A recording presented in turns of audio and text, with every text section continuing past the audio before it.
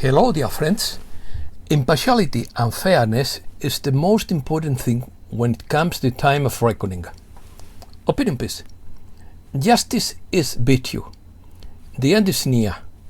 It will be an exciting journey. Good things take time. All virtues are injustice. Are you ready for a new beginning? The global storm is upon us. Wave of violence in several Mexican states. Salman Rushdie survives on life support. Industry begins to give in to electricity costs. Ecuador doesn't rule out strong quake warning.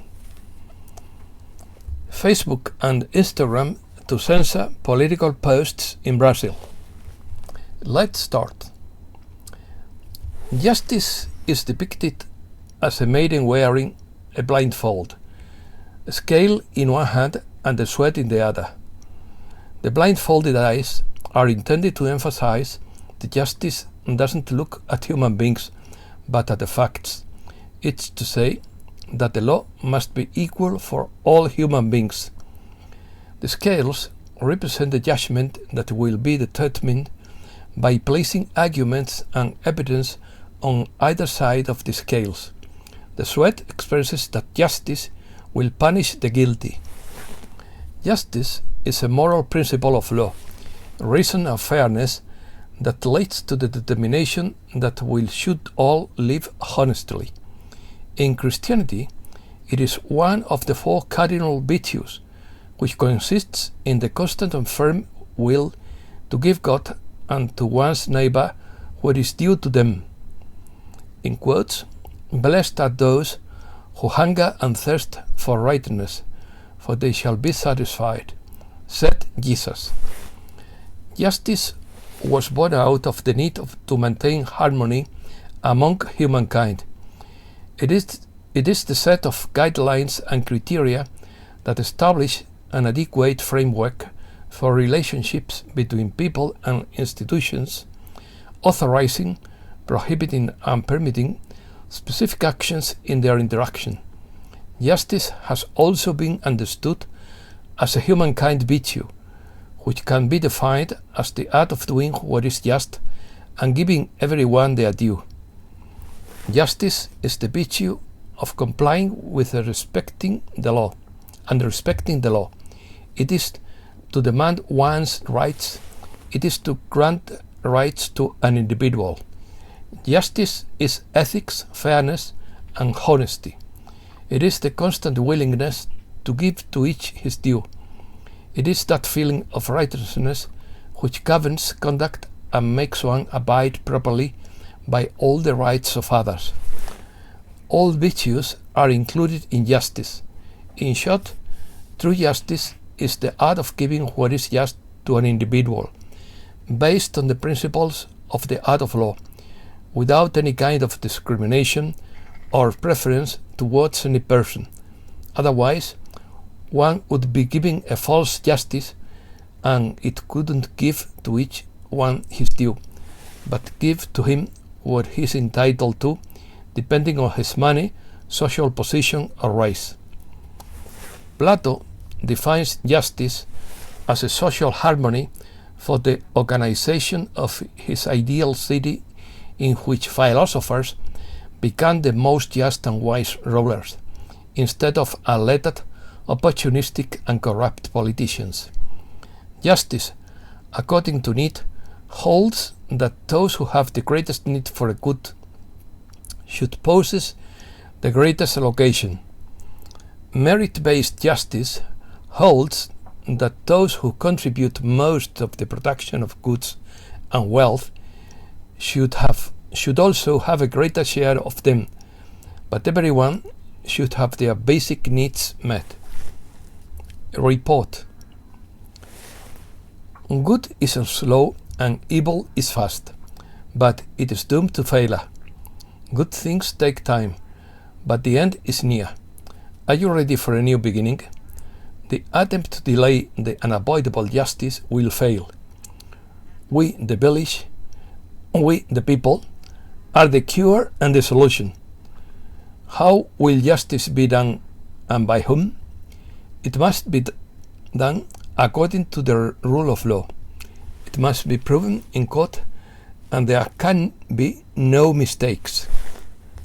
This is a summary of the 10th August Operation Disclosure Intelligence Alert based on intelligence received from various sources that may or may not be accurate or truthful, which asks a number of unanswered questions that it lifts up in the air. What be the outcome of the war in Ukraine? What has already happened as a result of the war? Pressure on the world economy? What will happen with China and Taiwan? More pressure on the world economy?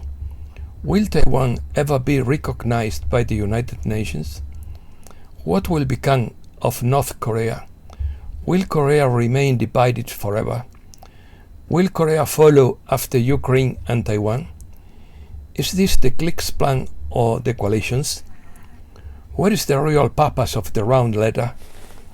Answer: justice. Justice will be done and the right is coming. Hold the line. How will justice be done and by whom? It must be done right. It must be done in accordance with the rule of law. It must be carry weight. It must be tested in the courts. There can be no mistakes. Good things sometimes take time. Attempts to delay unavoidable justice will fail. We, the people, are the cure. It had to be done this way. What if you could see the multiple future realities? What if this was the only way to restore republic? Is this the true purpose? We, the people, are the cure. What if you knew lives would be lost in the process? What you still make it happen? Reset news. The global storm is upon us as China begins to collapse the deep state banks connected to the fiat system. China is approaching civil war. The collapse of money in the CCP regime as tanks and soldiers surround the banks and 100 million Chinese civilians try to withdraw their own money as the world's second strongest economy collapses. What is not known is that they organized these events to bring down the CCP regime and its banks.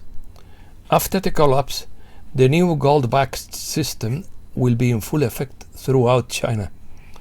The actual banks that collapses were the hundreds of thousands of money laundering banks owned by various Chinese clans that created the CCP.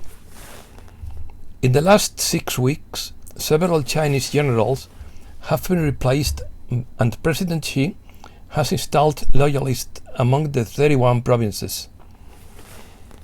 Iraq's rival blocs take to the streets amid political paralysis. Industry begins to give in to electricity costs. The high price of natural gas and electricity are beginning to affect industry, and plants are being forced to close as a result, leaving thousands of workers unemployed, according to Hal Turner. The more the plan to save humankind unfolds, the more you can see the divine influence and earthly genius at work. We are getting there, but it will be a wild ride before, during and after, said one highly placed source. In quotes, "The end is near. Are you ready for a new beginning?" asks Donald Trump live. The first arrest would ignite an eternal shockwave. The shot would be heard around the world like an earthquake. The sun comes at dawn. I think the NSA would flood the internet with a lot of accusatory evidence, according to White Hat intelligence reports. All social networking platforms would be eliminated and new ones replaced with the new quantum internet, controlled from space, which cannot be hacked. Space Force, which shut down all systems on the planet, switching to Tesla-free energy. It is only a matter of time. The clock is ticking. Stay tuned.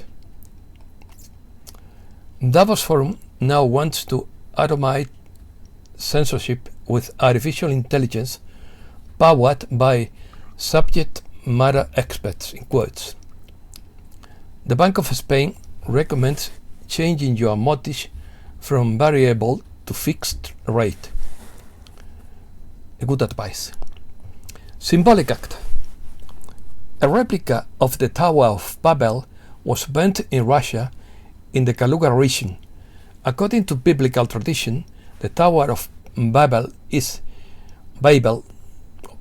humankind's first attempt to build a world empire uniting all the countries and nations that inhabited the earth.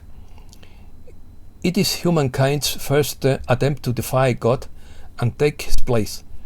The burning of a replica of the Tower of Babel has a clear symbolic meaning, telling the clique of a lot that their dream of building a world government has finally faded. The old world order would be defeated. Storms. France. Forest fire rage. Thousands evacuated.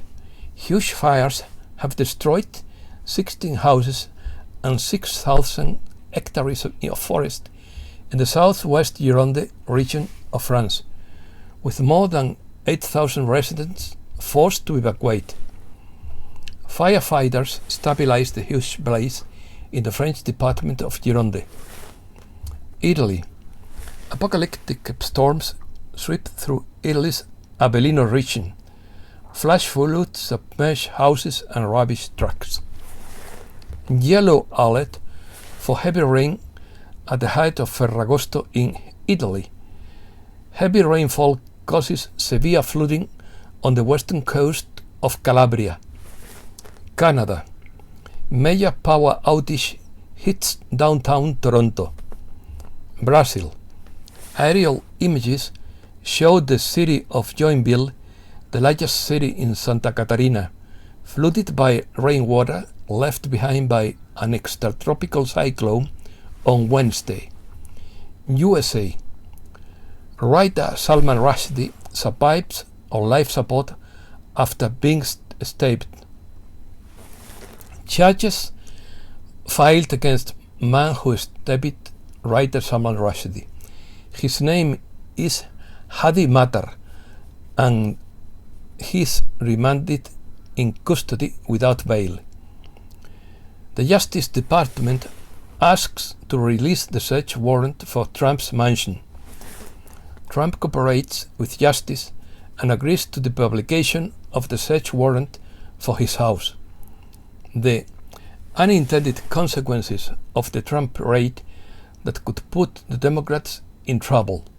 The Democratic administration is moving pieces on several votes at an accelerated pace, while geopolitically it is opening dangerous flanks in Ukraine and Taiwan. Domestically, it is stalking its main contender and seeking, through legal action, to get him out of the electoral path, that is, to impeach him. To achieve this, legislators and prosecutors have opened several investigations against him for the assault of the Capitol in January 2021, for destruction of confidential information, and for mismanagement in his company. The point is that Trump is not an easy opponent. He is a tough nut to crack. A US bill on Taiwan poses a direct challenge to Washington-Beijing ties and would force China to take immediate action. The US began military exercises in Indonesia amid tensions with China. Guterres expresses his support for Seoul to achieve the denuclearization of North Korea. Thousands of people in Seoul call for a change in the belligerent policy against North Korea and China. Americas. Wave of violence in several Mexican states with many victims. Armed groups burned public transport and blocked roads. Among the states affected by the wave of violence are Jalisco, Guanajuato, Chihuahua, and Baja California. Mexico will keep its armed forces in public security duties after 2024. Judicial investigations could bring Peña Nieto to the dock. Guatemalan journalist José Rubén Zamora has been in prison for 2 weeks. Petro renews the military leadership. Colombia can be a great support for Venezuela in the reconstruction of its economy. The Argentine ambassador rejects the Venezuelan deputies' aggressions against Fernandez. Venezuela and Serbia sign agreements in the areas of tourism, sport and culture.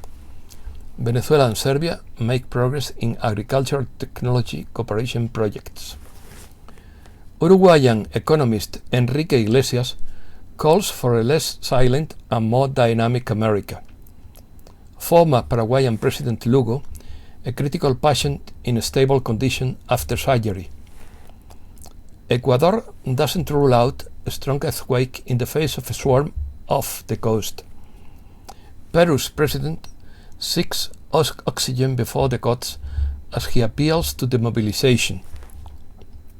Semi-submersible with 625 kilos of cocaine captured in Panama.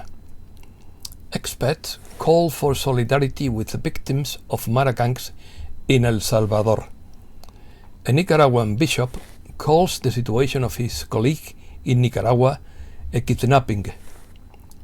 The Inter-America Press Association on Friday called on the Nicaraguan government to return the newspaper La Prensa, a day before the first anniversary of its seizure by the authorities, and called for the release of the company's manager, Juan Lorenzo Holman, as well as other journalists sentenced to prison. A judge files a complaint against Lula for alleged judicial obstruction. Facebook and Instagram will delete political messages in Brazil's election. The Brazilian government authorizes public-private partnerships to exploit uranium. Ukraine goes into default, according to S&P and Fitch. They explained that they decided to downgrade the country's rating after Kiev postponed payments on its foreign debt for 2 years. Roger Waters writes, in quotes, "The West could end the conflict in Ukraine tomorrow, but they don't want it to because there are huge fortunes to be made. A nuclear catastrophe could occur if Ukraine continues to attack the Zaporizhzhia plant.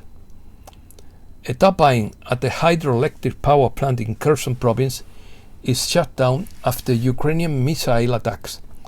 The facility has been operating in emergency mode since the first days of hostilities. Miners in Donbass continue to mine coal despite attacks by Ukrainian forces. Ukrainian Defense and Security Secretary says he would investigate all citizens to find out if they collaborate with Russia and poison them. Zelensky says Germany is blocking funding to Ukraine. Estonia wants the Baltic to be a NATO internal sea.